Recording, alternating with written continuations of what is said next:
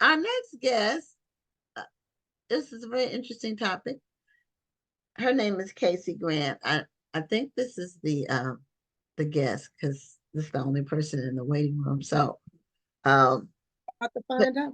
yeah, we're about to find out when she comes on camera and with the sound and the video. But her book is she's a Black aviation advocate, and she has a new book. It's called, what's the name of her book? Something in the sky, Stars in the Sky. And she was one of the first Black flight attendants in the airline industry. So the book is about that, but she has other books as well, and they're all on Black aviation.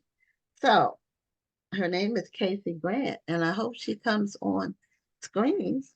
And while we're waiting for her to come on, I do want to let people know about the Black Authors Matter Children's Book Awards. And the deadline is approaching.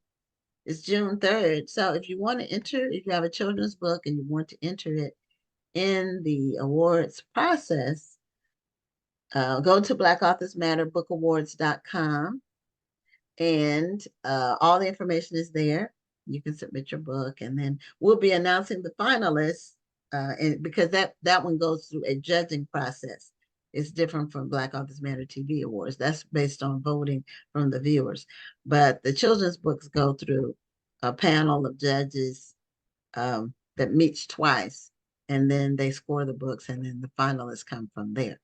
So if you haven't submitted your book already, then again, go to Black Authors Matter Bookawards.com, and all the information is there about submitting. So we're waiting for Casey Grant to come on screen. She changed her name. There we go. And she wanted to make a grand entrance. she wanted to build up. Turn your mic on. Okay, perfect. There we go. Okay. No, I've been on since about 10 till trying to unmute and everything. So hello, everybody. Hello, good evening, and welcome to the show. Thank you so much, and welcome. I'm glad to be here. Yeah, well, your book that you wrote was very interesting, and then when we got a little more research on what you do, you've been writing and an advocate for Black aviation for a long time. So, but this particular book, Stars in the Sky, do you have a copy of your Stars in the Sky book handy? Oh, I don't have it handy. Okay, well, that's okay. If I can do this though. You see it? You see it on the wall? Oh, okay. There's all three. Okay. Hey, whatever works. Yeah. But it's about flight attendants, or it used to be called airline stewardesses. I'm not sure exactly when it became flight attendants. I think when men started becoming flight attendants. Absolutely. Okay, then they changed the name, but it used to be stewardesses. And if you look at any of the old movies that are on airplanes, they're always a stewardess when they refer to them. I just thought the flight attendants didn't want to be called stewardesses anymore. No, when they let men do it, they couldn't call them men the stewards. No, they called them stewards for a while, and then we just changed it in the 80s, and everyone became a flight attendant because of that. But it's not offensive, I don't believe. I don't know how individuals feel about it, but a stewardess was the glamorous one. You know, that's where we wore the high heels and we served hot meals, and the makeup was immaculately applied. And so I'm from the era of the stewardess and the flight attendants. And it's a different mindset, I believe. I think that stewardesses also thought of it as a career. And I think that these people now just think of it as a job sometimes. So I think there's a different mindset. Okay. Well, I'll tell you, when you come in from overseas and you look at some of the flight attendants from some of the other countries, they still wear the very beautiful uniforms. Their makeup is immaculately done. And then you see our Southwest attendants come in and And you know, and I have to be careful. I agree with you, and I have to be careful not to say too much because I do fly, and I don't want them to yeah, we can't have drop my that. food, on the floor. But it is such a difference. And I flew international for the last 10 years of my career. I flew for 35 years. And it is the truth. When we would get off the airplane, a few of us would freshen up our makeup and look nice. But the international flight attendants, they are immaculate. They all look good as they walked off that airplane. And some of us were sleepy and we didn't care. Our feet hurt. And so it's a different appearance, but the international flight attendants, oh no, they never look like that. So you actually had to wear heels? In the beginning, I started flying in 71. My whole life started because my father was in the Air Force. So travel was in my blood at that point. And I say I'm among the first Black flight attendants or among the flight attendants is because it all started in 1956 when Patricia Banks Edmondson took all the airlines to court and sued for discrimination. And she won her case. And at that point, the airlines were ordered to hire Blacks. Delta did not hire their first Black until 66. And it was because of affirmative action and being pushed and forced to do so. And Patricia Murphy was the first one for Delta Airlines. And I was brought in 71. And I say I'm among because they sprinkled how they hired the flight attendants, far and in between. But so we had to wear high heels all the time. We had to weigh a certain amount of weight. If you weighed more than that, you could get fired. You had to wear a girdle. We all looked like clones. Our hair had to be cut the same way or pulled up in a bob. And so there was nothing about being an individual. You were property of the airlines and you looked the same. Everyone looked the same. So yes, we had to wear heels all the time. We never could take our heels off. Oh my goodness, I know your feet were hurting. Yes, that's why it's hard to smile sometimes. Like, Now, because your feet hurt. in the early days of travel on flight, because my first flight, I think I was like 10, maybe. But they were still serving meals when I flew. The first, early days of flying, they actually served a full meal, hot meal. Yes. And then it went to like sandwiches. And then it just left. I don't and then know. all you're lucky if you get some peanuts now. Now I think if you fly internationally, they still serve you flights. You get food if you fly internationally, and if you fly business class, you get some really good food. Oh, sure. First class and business. Oh my goodness, you get excellent food. It's worth the ticket and the air and the space. The seats are so much better. Yeah. Oh yeah, for sure. Yeah. If one's budget allows, or you have enough points to do, you have enough points to do a upgrade, then maybe when we go on our cruise next year, our Mediterranean cruise, I can try. I got lucky and I upgraded my flight when I flew to Europe last year. I was able to upgrade my flight and to business class, and I didn't realize that at business class I actually got the little pod where you're not really sitting next to somebody and you can lean all the way back in your seat, like all the way back. You have your own TV. I didn't even want the plane to land. I know. In heaven. I know. And you know what? I haven't had that experience yet. I haven't been on one of those yet. Yeah, I was shocked. I didn't think I was going to have it. I thought that was for like super, super first class. I didn't realize that business class got all of that. So I was pleasantly surprised when they told me this is where I was sitting. I was like, wow. What airline was it? Do you remember? It was American, I believe. Okay. Yeah. So tell us about being a flight attendant, other than having to look like a clone. Well, first of all, it's the best job ever. I flew for 35 years, and as my book Stars in the Sky, which is available Amazon, Kindle, Barnes and Noble, It tells the story of us breaking the color barrier and fighting and dealing with discrimination, dealing with that from the customers and from the passengers and from the pilot, the crew members. And it was different stories for all of us, but all of us really, for every airline, we all have a common story of how we really had to be brave and how we had to hold our heads up high. And we were determined to keep the job and to do the job because we did not really realize how we were pioneers, but and that how we performed would also either close or open the doors for others to follow. And so that was a big responsibility, but I don't think that we really realized that we were more determined as an individual that no one was going to deny us that opportunity to have the job. So for 35 years, I flew domestic, and for the last 10 years, I flew international, which was a difference in attitude and people and the different cultures and so forth. And so it was a different experience to fly international. Wow. Now, what made you and at that time I would have to call it bravery. What gave you the bravery to say this is the job that I want? I mean, because you were a trailblazer, so I'm sure that you didn't see a lot of people who looked like you prior to you pursuing being a flight attendant or stewardess in that case. Yes. Well, my father was Air Force, as I said. So I started school in England.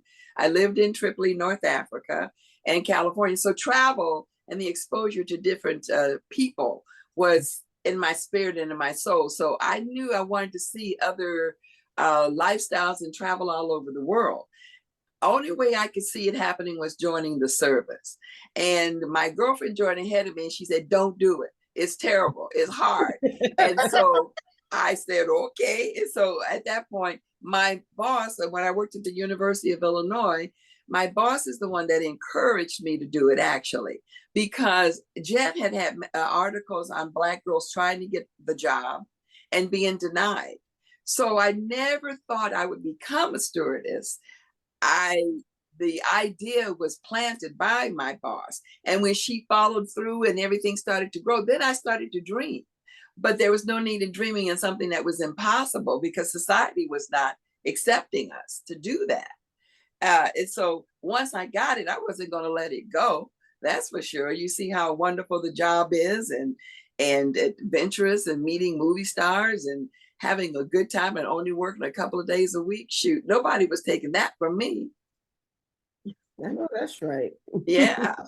Yeah. Now, what year did you stop? When did you retire from flying as Oh, as a flight attendant?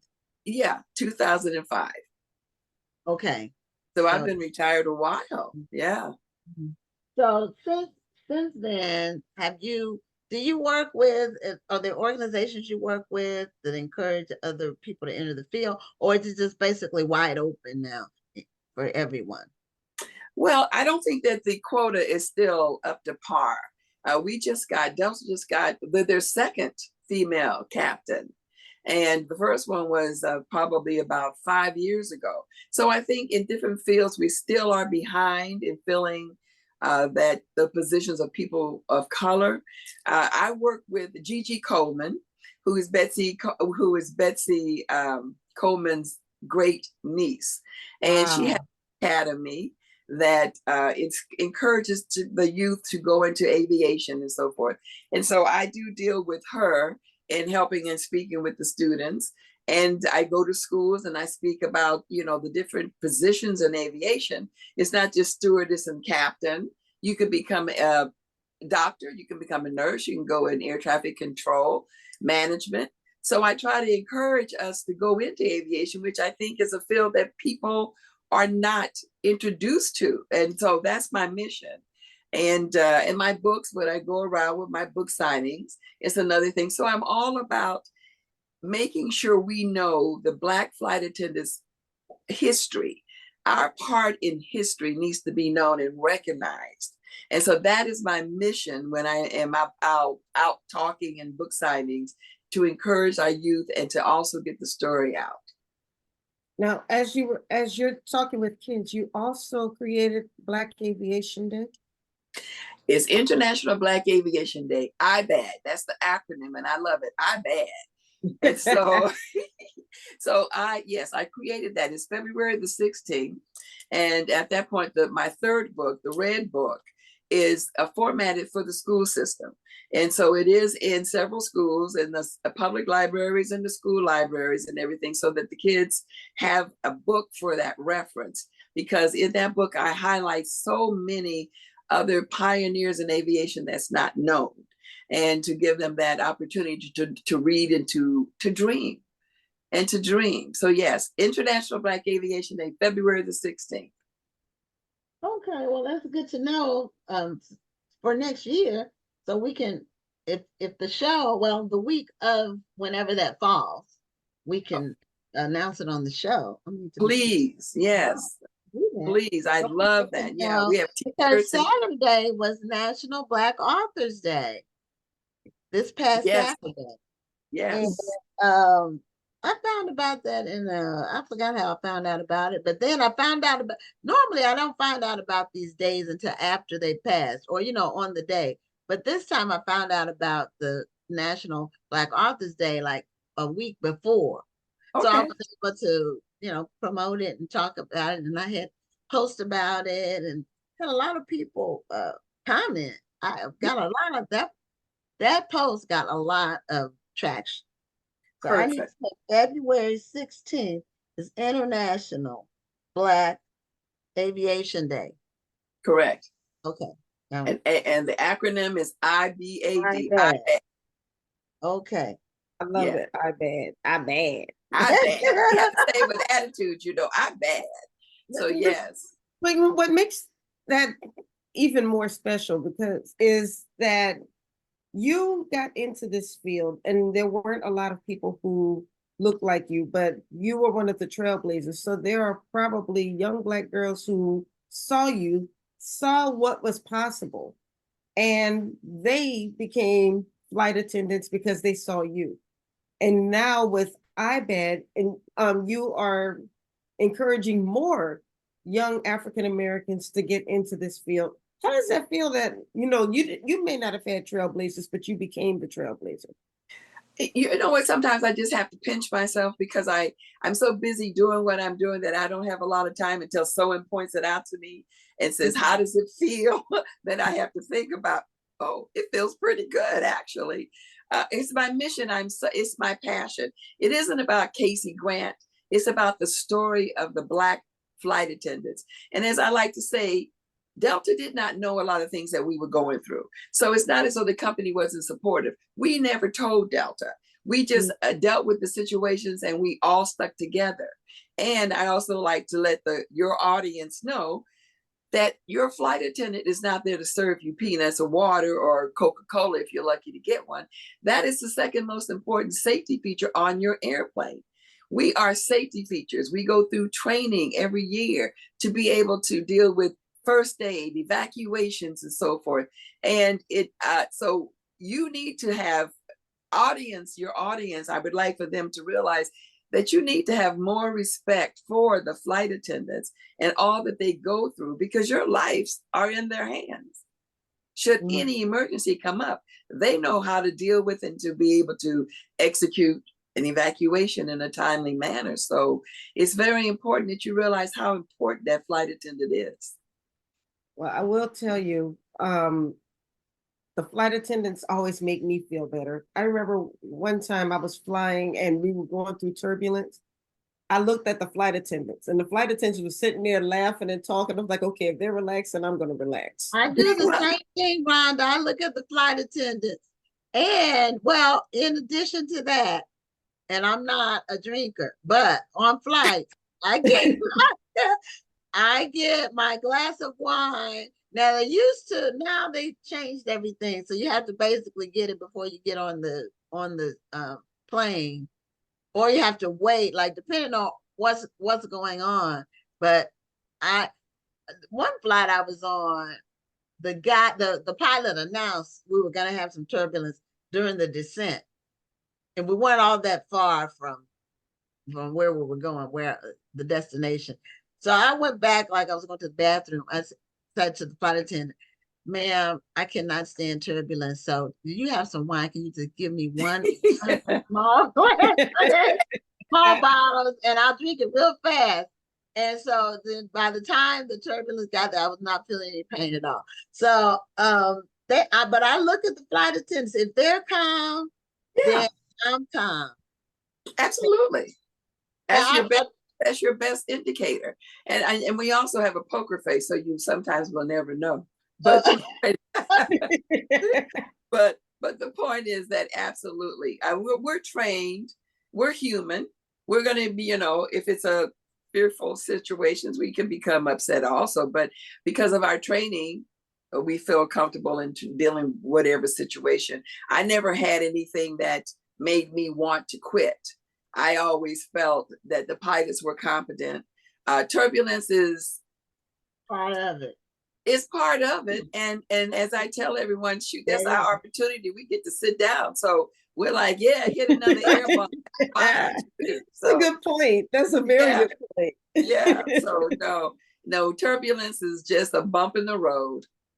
Yeah, you have to communicate. And I get when you fly all the time, I'm sure it's like that. Yeah. I don't fly that often. I might fly 2 or 3 times a year.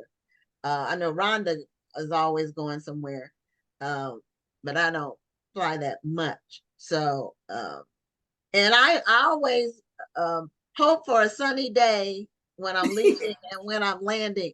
But I pray for the pilots to be operating at their optimum when we're on the ground. That's what because that's the only thing holding you up there. 2 or 4 engines, however many it is, and some competent pilots. That's right. Oh no, you're absolutely right. You say a prayer, release it and let it go. Because he wants to come home too. Right. Exactly. So but a lot of them start off in the Air Force. It's a good recruiting field or ground for the airlines. Probably what do you call it? Where you go, it's like a pool where they go from there. They really, some of them intend to go into commercial flying when they're in the Air Force. Exactly. Right. Yeah. They get their training, and that's why I felt very confident. For me, it was a lot of the Vietnam vets that came about. And that's the best training you could ever have, is a fighter pilot flying a commercial plane. I mean, he's maneuvering, being shot at. Now you come back and you're cruising friendly skies. So yeah, the mentality was awfully different. They had excellent training. And so when they come for a commercial airline, you pray for them, you release it, and you let it go. Now, how are the passengers? Did you see a change in passengers from when you started? Passenger attitudes, or just their relationship between them and the flight attendants? Did you notice a shift in that from when Yes, I did. Yes, I did. And that goes along with stewardess. It also goes along, I think, the name. I think the glamour of the name and the respect that people did. And then you also have different class of people back then. Not everybody could fly. Tickets were, so you had a different class of people that were flying back then. Now, we don't like to say it out loud, but when deregulation came about and everybody could afford a ticket, we would say, now we have the Greyhound people on the airplane, and it's a different attitude of a bus than an airplane. The glamour wasn't there anymore. So yes, we got different attitudes. Now they really, as I say over and over again, you just don't realize touching a flight attendant is a federal offense. And I think that the airlines need to stretch that even more, because touching a flight attendant can get you 5 to 10 years in jail. And it should, absolutely. So back then they knew. Back then they understood the threat. I think it should be widely advertised more than it is. And maybe some of these people with these bad attitudes. I was attacked in 80. A passenger was drunk, and we had her arrested. She did go to jail that night and stayed there for, I believe, almost 2 weeks. So we dealt with it in court. I did take her to court. because of that, she bit me, and she also injured my back. Oh my So goodness. I did press charges. Really? Because you told her to put her seatbelt on, Well, actually, it was worse than that. It's all in the book, and it's a good story. But she had been jilted. Her boyfriend was supposedly taking her to Europe to marry her, and then he decided not to. And she knocked his tooth out on the airplane, and one thing led to another. huh? Oh. So he was on the flight. Oh, yes. Oh, I okay. separated him. He walked up to me with his tooth in his hand, and that's how the incident started. And we had to restrain her and definitely had her arrested when we landed in New York. Sounds like he dodged a bullet because Right. if she was doing it before the Well, I don't, you know what? I don't know. He might have dodged that bullet, but the reason he decided not to marry her was because his common law wife. Oh. So he might have, yeah. So the scandal continues. It was more than, yeah. Yeah, Oh my he didn't want to goodness. lose a lot of Y'all stuff. go ahead and order this book because I'm sure that there's a lot more juicy parts to this story. Oh, there's a lot of, and it's not only, this book is really a lot of history also. So it's not a fluff book. It's a lot of things in there, hijacking, just the trials and tribulations that we went through dealing with racism. So I think you're going to laugh, you're going to cry, you're going to go, oh my goodness, I never knew. Those are some of the things you will say in reading Stars in the Sky. Wow. I'm looking forward to reading it. It sounds amazing. Thank you for trailblazing like you've done. And I know you say you don't have the book with you, but you do have the books behind you. I do. Hold on, I'll go off screen for a second. Okay, no problem. Okay. Uh-huh. The magic. Okay, yeah, Stars in the Sky. This is beautiful. What a pretty cover. That is beautiful. And it's really, it is what it says it is, You have the uniform from the past. Oh, yes. Oh, yes. Y'all don't wear hats. But you know what? When I came on, we just were issued new uniforms, and I dodged the hat. We had a little beanie we had to wear. So it Delta kind of updated it. But we did have a beanie, or you had to wear a scarf. So there was something you had to still wear in your hair. So if you had a ponytail, you had to wear a scarf around that ponytail. Oh, okay. Now, was the beanie, did it have the company logo? Is that that was part of the whole uniform? No, it wasn't. It was just blue. Oh, it was okay. it was a little stretchy thing. You pull it out, put it on it's like a do-rag cap now. So yes, it's just a beanie that we had to wear. You were in full uniform then. That was amazing. So yeah, I just thought it was a fascinating, even the press release was fascinating. So I said, well, we've got to have her on the show. So we did about this. It's just amazing to see the evolution, but you're still continuing to inspire people to get into this into this industry. And you still are glamorous. So thank you. That's why I said you wanted to make an entrance because it